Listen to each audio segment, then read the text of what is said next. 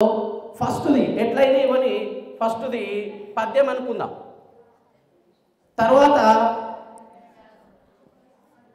Paragraph, next ఇంకొక paragraph ఇస్తాడు. Correct చూడండి, 3 భాగాలుగా ఉన్నటువంటి క్వశ్చన్ పేపర్లో ఫస్ట్ భాగం అర్థాన్ని గ్రహించి అంటే అప్పటికప్పుడే పద్యాన్ని చదివి ఎంతవరకు మీరు రెస్పాండ్ చేయగలుగుతారు అనేది. ఫస్ట్ది పద్యం.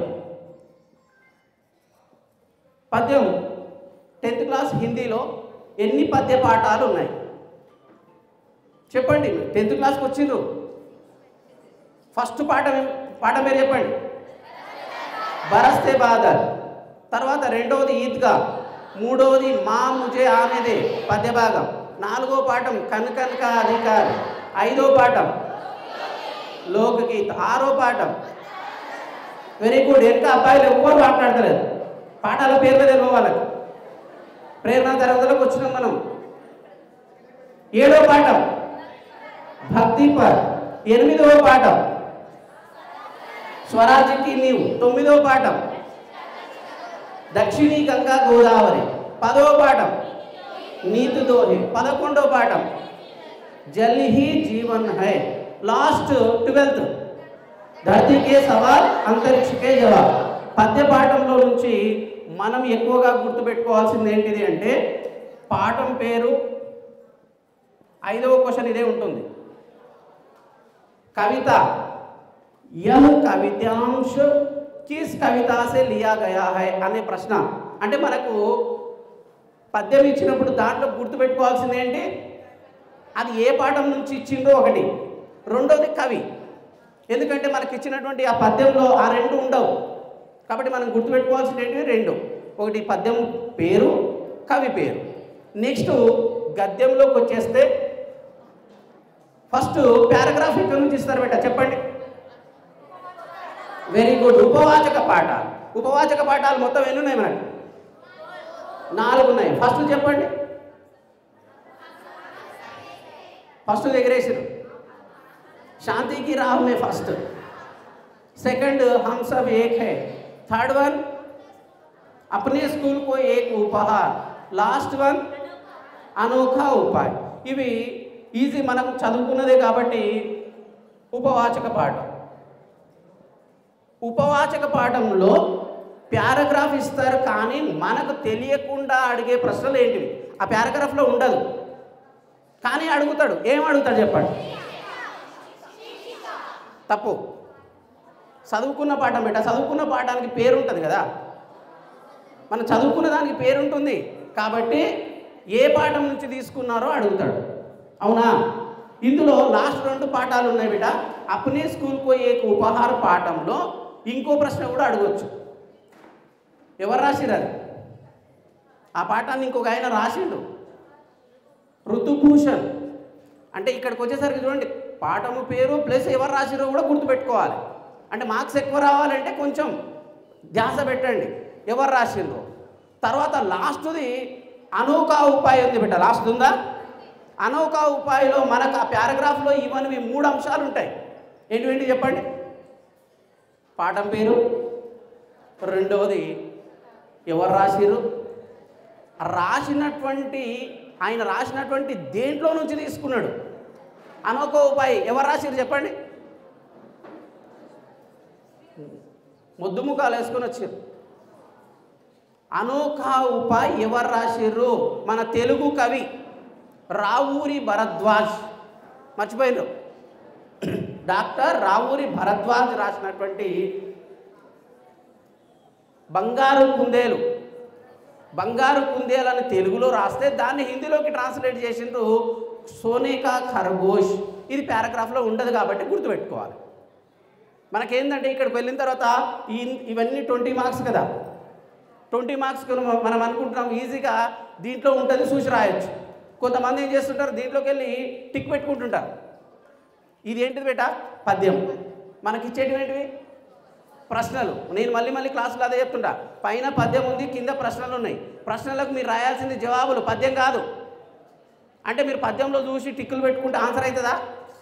మరి దాన్ని ఆన్సర్గా మలచారంటే నువ్వేం చేయాలి? మరి అది మార్చడానికే కొంచెం టైం పట్టినప్పుడు ఇంకా తెలియని కవి పేరు గుర్తుపెట్టుకొని తర్వాత ఎక్కడి నుంచి తీసుకున్నారు అనేటటువంటిది గుర్తుపెట్టుకోవాలి. ఓకేనా? తర్వాత పద్యంలో ఉన్నది ఈజీ. ఇంకొకటి తెలియని అపఠిత్ బిడ్డ. అపఠిత్ అంటే మనము చదువుకోనటువంటి పారాగ్రాఫ్ ఇస్తాడు. చదువుకోనటువంటి పారాగ్రాఫ్ ఇస్తే దీంట్లో ఫస్ట్ మనకు గుర్తు రావాల్సింది ఏంటి? ఇందాక అన్నారు శీర్షక్. దీనికి ఒక టైటిల్ పెట్టాలి. మనం చదువుకోనిది కాబట్టి దీనికి 1:2 అంటే 10 మార్కులు పెట్టాలి. దీనికి 2 మార్కులు. ఇది చదువుకోనిది కాబట్టి దీనికి 10 మార్కులు, దీనికి 5, దీనికి 5. ఎన్ని మొత్తం? ఇప్పుడు దీంట్లో మనం ఎన్ని సాధించవచ్చు? ఇప్పుడు చెప్పేసినాం ఆల్రెడీ. 20కి 20 ఈజీ వస్తాయి. మనం చేయాల్సింది ఏంటి? కవి పేరు గుర్తుపెట్టుకోవాలి, పాఠం పేరు గుర్తుపెట్టుకోవాలి. నాన్ డీటెయిల్లోకి వచ్చేసరికి లాస్ట్ అనోక ఉపాయం ఒకవేళ వచ్చింది వస్తే 3 గుర్తుపెట్టుకోవాలి. ఎవరు రాసిండ్రు, ఆయన రాసినటువంటి తెలుగు నవల ఏంటి, దాని నుంచి హిందీలోకి ట్రాన్స్లేట్ చేసింది గుర్తుపెట్టుకోవాలి. అర్థమైంది అనుకుంటున్నా. సెకండ్ టాపిక్ ఏంటి? ఇక్కడి వరకు మొత్తం 20 ప్రశ్నలు అయిపోయినాయి. ప్రశ్నలు ఎన్ని? 15. Very good. మొత్తం ఎన్ని ప్రశ్నలు? 16వ ప్రశ్న మీరు అవసరమే లేదు, కళ్ళు మూసుకొని చెప్పొచ్చు. కవి పరిచయం ఉంటుంది. 16వ ప్రశ్న. Very good.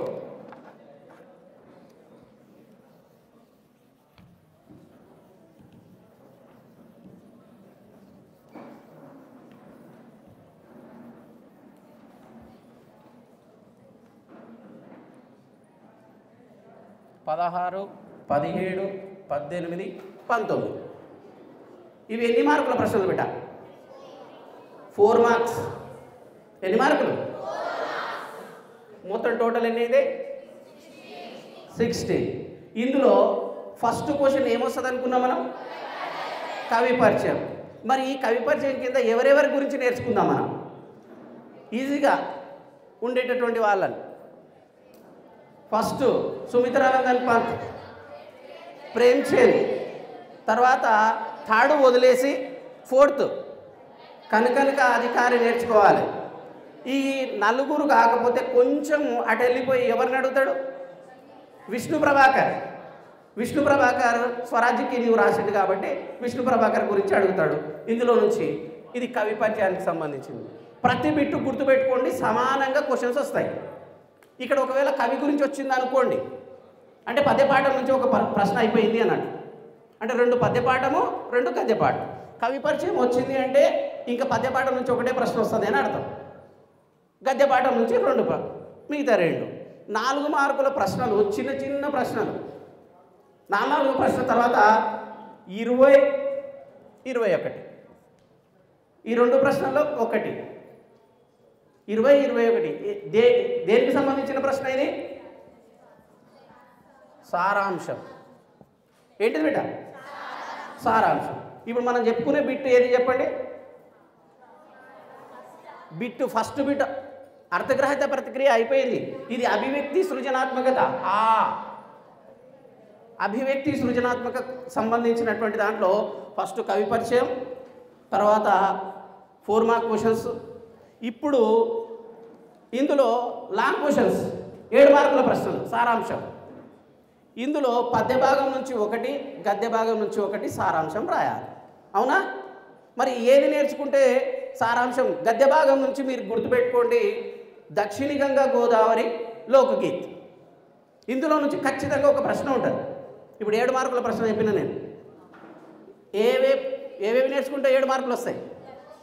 దక్షిణ గంగా గోదావరి లోకగీత్లో నుంచి ఖచ్చితంగా లాంగ్ క్వశ్చన్ వస్తుంది. అంటే ఈ రెండింటిని లాంగ్ క్వశ్చన్స్ నేర్చుకుంటే ఒకవేళ ఇదే ప్రశ్నని ఈడ 4 మార్కుల్లో అడిగినా అదే రాయొచ్చు. లాంగ్ క్వశ్చన్ నేర్చుకున్నాం కాబట్టి షార్ట్గా రాయొచ్చు. అర్థమవుతుంది అనుకుంటున్నా. వెనకాల అమ్మాయి అర్థమవుతుంది కాబట్టి చెప్పేది. మన హిందీ క్వశ్చన్ పేపర్ 3 భాగాలు. ఫస్ట్ది ఏంటిది? అర్థగ్రాహిత ప్రతిక్రియ. అందులో 3 బిట్స్ ఉన్నాయి. 3 బిట్స్లో ఒక పద్యం ఉంది, 2 గద్యాలు ఉన్నాయి. పద్యంకి సంబంధించింది చెప్పుకున్నాం. గద్యంలో 1 మాత్రమే అపఠిత ఇచ్చిండు, అంటే మనం చదువుకొని పాఠం ఇచ్చిండు కాబట్టి దానికి ఈచ్ వన్ 2 మార్క్స్, 10 మార్క్స్ వచ్చింది. ఇప్పుడు సెకండ్ బిట్లోకి వచ్చేసినాము. 4 మార్కుల ప్రశ్నలు అయిపోయినాయి. తర్వాత నెక్స్ట్ 7 మార్కుల ప్రశ్న. తర్వాత 22, 23, 22, 23 ఇది కూడా సారాంశం. ఇది పద్య భాగానికి సంబంధించింది. గద్య భాగము, పద్య భాగం. పద్య భాగంలో ఏం నేర్చుకుంటే బాగుంటుంది, ఏది ఖచ్చితంగా వస్తుంది చెప్పండి చూద్దాం. మనకు అన్ని సమానంగా అన్ని లెసన్లో నుంచి క్వశ్చన్స్ వస్తాయి, కానీ ఏది ఎక్కడ వస్తుంది అనేది చూసుకోవాలంతే. మనకు ఇద్దరు కవులకు సంబంధించినటువంటి 2 పాఠాలు ఉన్నాయి. చెప్పండి బిడ్డ చూద్దాం. భక్తి పద్ ఒకటి ఉంది, నీతి దోహే ఒకటి ఉంది. అవునా? నీతి దోహేకి సంబంధించిన భక్తి పద్ రైదాస్ మీరాబాయి. అవునా? భక్తి పద్ మీరాబాయి పద్యము 2 మామూలుగా 2 లైన్లో ఉండేటటువంటి పద్యాలు. ఫస్ట్ బిట్లో మనకు ఒక పద్యం వస్తుంది చూడండి బిడ్డ. పద్యం ఇస్తే క్వశ్చన్ ఆన్సర్స్ రాయాలి. అవి దోహాలు రావు. మరి వచ్చేటివి ఏంటివి? మీరాబాయి పద్యం రావచ్చు, దోహా కాదు అది. రైదాస్ పద్యం రావచ్చు, ఎందుకంటే అది దోహా కాదు కాబట్టి. అక్కడి నుంచి తీసుకుంటారు. దీన్ని మీరాబాయి భక్తి భావన, మీరాబాయికి సంబంధించిన భక్తి భావన ఎలా ఉంటుంది అనేది 4 మార్క్స్ ఖచ్చితంగా వస్తుంది. మీరాబాయికి సంబంధించిన ప్రశ్న 4 మార్కులకు. తర్వాత రైదాసు తనను అప్ని తులన और भगवान की तुलना किन किन से की है అని ఉంది ఒకటి ప్రశ్న. రైదాసు తనను దేంతో పోల్చుకున్నాడు, దేవుణ్ణి దేంతో పోల్చుకున్నాడు ఒక ప్రశ్న ఉంది బేట. అది లాంగ్ క్వశ్చన్, ఖచ్చితంగా వస్తుంది, గుర్తుపెట్టుకోండి. ఓకేనా? ఓకే. తర్వాత లాంగ్ క్వశ్చన్స్ అయిపోయిన తర్వాత థర్డ్ బిట్ ఏంటిది? భాషాకి బాత్. Very good.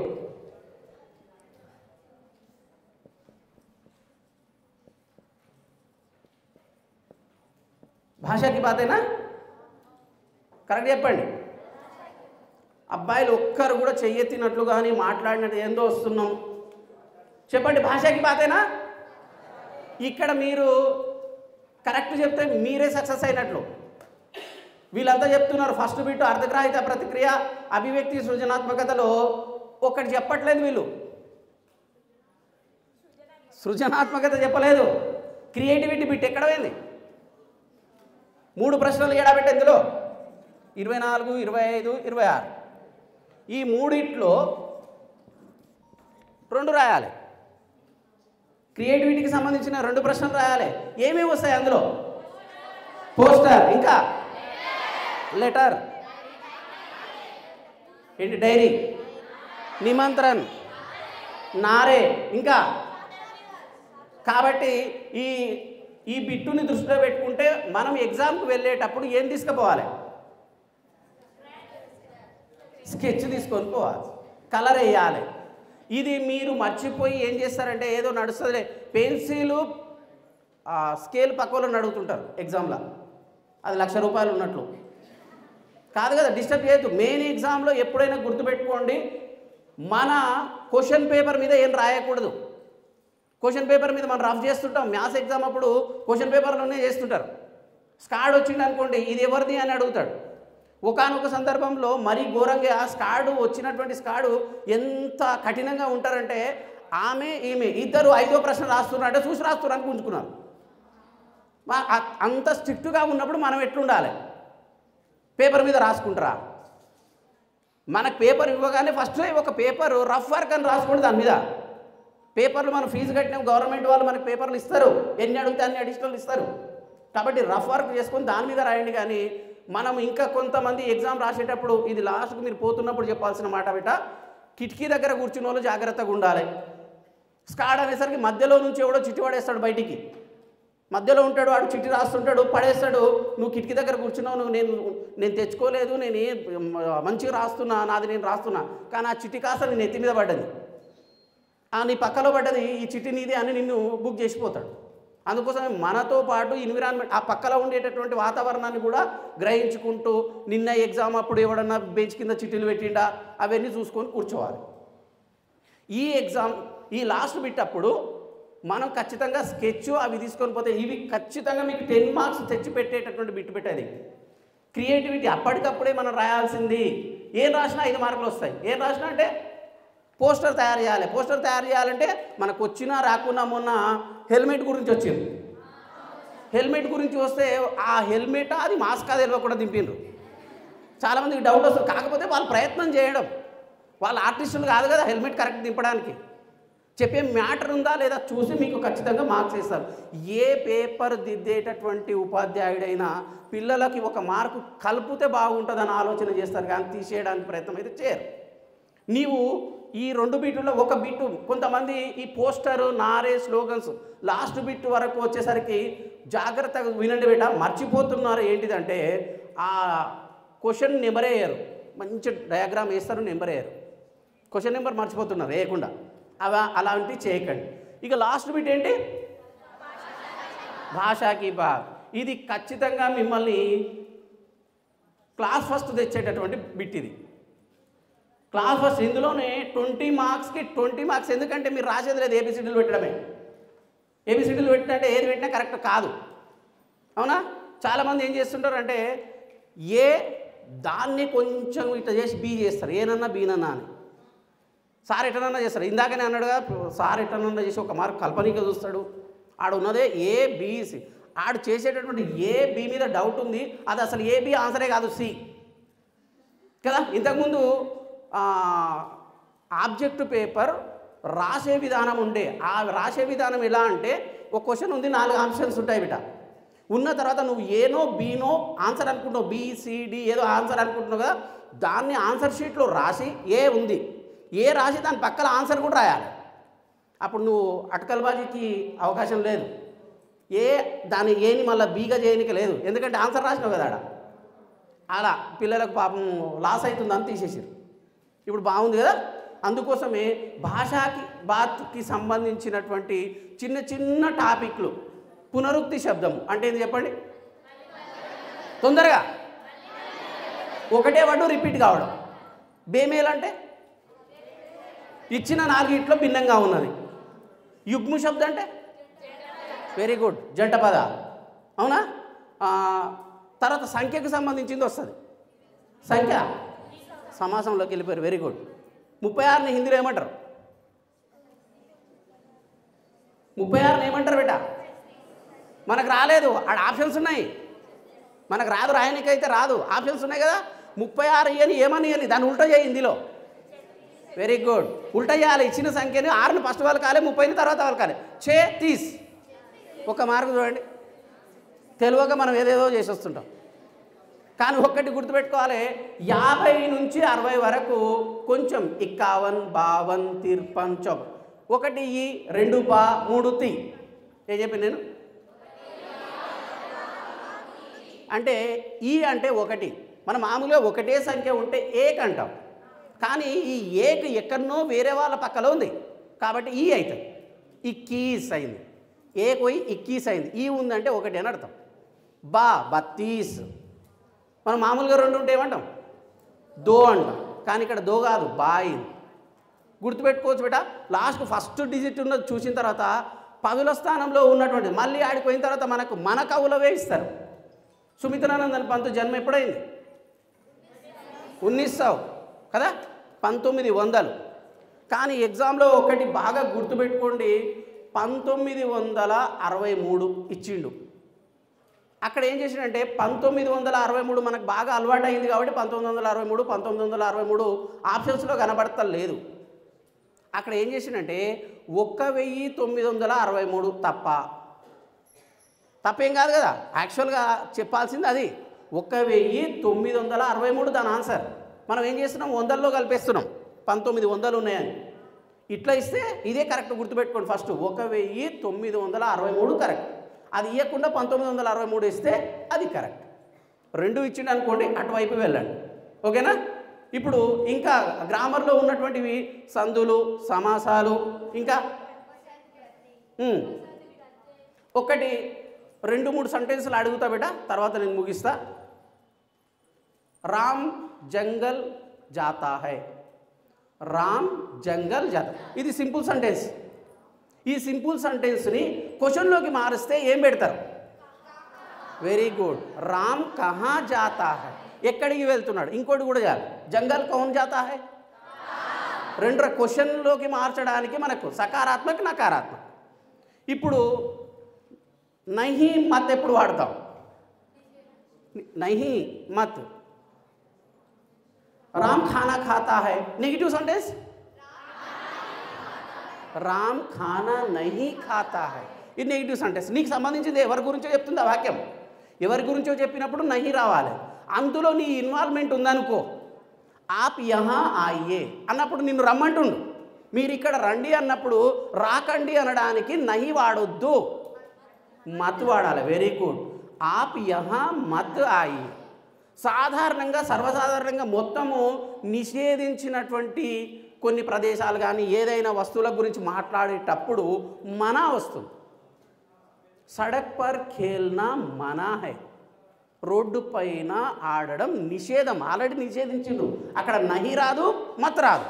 ఈ మూడు గుర్తుపెట్టుకోవాలి. అర్థమైంది అనుకుంటున్నా, అర్థమైందా? ఇంకొకటి వాచ్ ఉంది బేట హిందీలో. వాచ్, కర్తవాచ్, కర్మవాచ్, భావవాచ్. ఈ మూడింటిని ఎట్లా గుర్తుపట్టాలి? ఎగ్జామ్ వరకే ఒక సెంటెన్స్ ఇచ్చి ఇది కర్తవాచా, కర్మవాచా, భావవాచా అని అడుగుతున్నాడు. ఇచ్చినప్పుడు అది ఏది అని ఎట్లా గుర్తుపడతావు? మీకు ఎగ్జామ్ వరకు గుర్తుపట్టడమే. సింపుల్ సెంటెన్స్ ఉంటే కర్తవాచ్, అందులో సే కానీ కే ద్వారా కానీ ఉంటే కర్మవాచ్, నహి కనిపిస్తే భావవాచ్. చెప్పండి ఒకసారి మళ్ళీ. సింపుల్ సెంటెన్స్, ఎలాంటి లిటికేషన్స్ లేకుండా ఒక వాక్యం ఏదో విషయాన్ని నీకు తెలియజేస్తే అది కర్తవాచ్. సే కానీ కే ద్వారా అంటే అర్థం తెలుగులో ఏంటిది అంటే చేత, రాముని చేత, బాలుని చేత, ఉపాధ్యాయుని చేత. చేత అనేటటువంటి వర్డ్ కనిపిస్తే అది కర్మవాచ్. నెక్స్ట్ నహి కనబడితే భావవాచ్. ఎగ్జామ్లో గుర్తుపెట్టుకోవడం కోసమే అంతే. సెంటెన్స్ రచన ఆధారంగా వాక్యాలు ఎన్ని రకాలు? 3. రచన ఆధారంగా ఎన్ని? ఫస్ట్ది ఏంటిది? సరళ వాక్యం. రెండవది సంయుక్తం. మూడవది ఎస్. మరి ఈ మూడింటిని ఎట్లా గుర్తుపట్టాలి? Very good. ఫస్ట్ది ఇది సింపుల్ సెంటెన్స్. ఫస్ట్ది సరళ వాక్యం అంటే సింపుల్ సెంటెన్స్. సంయుక్త వాక్యం కాంపౌండ్ సెంటెన్స్. కాంపౌండ్ సెంటెన్స్ అంటే సముచ్చయాలతో జోడించ, కంజంక్షన్స్ వస్తాయి మధ్యలో. వహు ఆతా హై ఔర్ యహ్ జాతా హై, అతను వస్తున్నాడు మరియు అని కలిపి ఇంకో వాక్యాన్ని, 2 వాక్యాలు సింపుల్ సెంటెన్స్లో జోడించు. నెక్స్ట్ లాస్ట్ది కండిషన్తో ఉంటుంది కాబట్టి మిశ్రిత వాక్యం. ఓకే, కండిషన్తో ఉంటుంది కాబట్టి ఫస్టే కండిషన్ జో అనే వర్డ్తో స్టార్ట్ అవుతుంది. జో, जो आया है वही हमारे, जो आए हैं वही हमारे अतिथि है. ఎవరైతే వచ్చారో వాళ్ళే మా అతిథులు. అంటే కండిషన్ ఫస్ట్ ఉంది, ఎవరైతే వచ్చిండ్రో వాళ్ళే అని చెప్పేసి. కండిషన్ అర్థమైంది బేట. ఇంకోటి అర్థం ఆధారంగా, రచన ఆధారంగా 3 రకాలు. ఇది మనకు షార్ట్కట్లో సిలబస్ మొత్తం చెప్పడానికి రాదు బేట. కాకపోతే ఎగ్జామ్కి సంబంధించింది మనం సింపుల్గా గుర్తుంచుకోవడానికి. అర్థం ఆధారంగా 8 రకాలు. అర్థం ఆధారంగా వాక్యాలు ఎన్ని రకాలు? 8 రకాలు. అందులో గుర్తుంచుకోవడం కోసము చాహియే కనబడింది ఆ వాక్యంలో. చాహియే అనే వర్డ్ కనబడింది. అప్పుడు ఏంటిది? ఇచ్ఛార్థక వాక్యం. హోగా సంకేతం, సందేహం, తో ఉంటే సంకేతం. అర్థమైంది? క్వశ్చన్ మార్క్ ఉంటే ఆ సెంటెన్స్లో క్వశ్చన్ మార్క్ కనబడుతుంది. ఇంకోటి ఆశ్చర్యార్థం కనబడితే విస్మయం. ఇలాంటి చిన్న చిన్నవి చూసుకోండి, అర్థమవుతుంది. అలాగే ఈ ప్రేరణ తరగతికి వచ్చినటువంటి, నాకు అవకాశం ఇచ్చినటువంటి సేవా ఫర్ యూత్ సభ్యులందరికీ ఇంకోసారి ధన్యవాదాలు తెలుపుతూ, మీరంతా కూడా వినాలి బిడ్డ. మీరంతా కూడా ఇప్పుడు మనం ఎంత బాగా చదువుకుంటున్నాం, భవిష్యత్తులో ఏం చేయాలనుకుంటున్నాం, ఇప్పుడే లక్ష్యాన్ని నిర్ణయించుకొని, మనకు లాస్ట్ 12th లెసన్ ఉంది కదా, ఏపీజే అబ్దుల్ కలాం, జీవన్ మే పహలే ఏక్ లక్ష్య బనావో ఉసే పానే తక్ రుకే నహీ. ఏ లక్ష్యాన్ని అయితే నువ్వు నిర్ణయించుకున్నావో దాన్ని పొందేంత వరకు ఆగొద్దు. నిరంతర శ్రమ కర్తే రహే. నిరంతర అంటే ఏంటి? కంటిన్యూ అనే అర్థం వస్తే ఏ సమాసం? వెరీ గుడ్, అవ్యయీభావ సమాసం. నిరంతరము అనేట కంటిన్యూ అనే సెన్స్ వచ్చింది అంటే అవ్యయీభావ సమాసం. దీంతోపాటు మనము మన పర్యావరణాన్ని రక్షించుకోవాలి. దేన్ని రక్షించుకోవాలి? ఏం చేయాలి? ఏం చేయాలి బేటా? ఎక్కువలో ఎక్కువ మొక్కలు నాటాలి. పర్యావరణాన్ని బ్యాలెన్సింగ్గా పెట్టడానికి మన వంతు ప్రయత్నం చేయాలి. ఎక్కువ మొక్కలు నాటాలి. మనకు క్రమం తప్పకుండా వర్షాలు రావాలి, క్లైమేట్ కరెక్ట్గా ఉండాలి అంటే భూమి మీద 33% వనాలు ఉండాలి. ఎంత శాతం? కానీ ప్రస్తుతం 11% ఉన్నాయి. కాబట్టి మనకి ఈ పరిస్థితి ఏర్పడ్డది. ఈ బాధ్యత మీ అందరి మీద ఉంది. ఉన్న చెట్లని నరకకుండా చూసుకోండి. అవసరానికి రియల్ ఎస్టేట్ అని చెప్పేసి అదని చెప్పేసి ఉన్న ఊరికి దగ్గరలో ఉన్నటువంటి పొలాలను మొత్తం కూడా నరుకుతున్నారు, అక్కడ రాళ్ళు వాతుతున్నారు. ఇక మన ఊరికి ఎండ వచ్చింది, మన ఊరిలోకి ఇప్పుడు కోతులు వస్తున్నాయి, కోనెంగలు వస్తున్నాయి. ఎందుకు వస్తున్నాయి అంటే చెట్లు లేవు బయట. చెట్ల మీద బతికేటటువంటి ప్రాణులు ఇంట్లోకి వస్తున్నాయి. ఎందుకు వస్తున్నాయి అంటే వాటిని బతికేటట్లుగా మనం చేయట్లేదు కాబట్టి మన ఇళ్ళలోకి వస్తున్నాయి. కాబట్టి ప్రతి ఒక్కరూ పర్యావరణాన్ని రక్షిస్తారని, మీ వంతుగా ఎక్కువ చెట్లు పెట్టేసి ప్రకృతిని రక్షిస్తారని ఆకాంక్షిస్తూ ఈ అవకాశం ఇచ్చినటువంటి సేవా ఫర్ యూత్ సభ్యులకు ఇంకోసారి ధన్యవాదాలు తెలియజేస్తూ థ్యాంక్ యూ.